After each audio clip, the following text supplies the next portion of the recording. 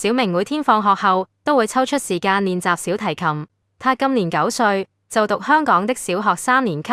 起初，小明覺得拉小提琴很難，手指常常按錯弦，弓指也拉得歪歪扭扭。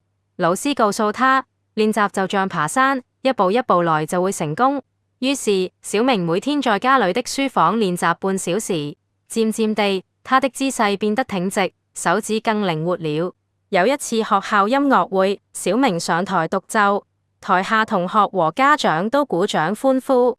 小明很高興，明白堅持練習才能進步。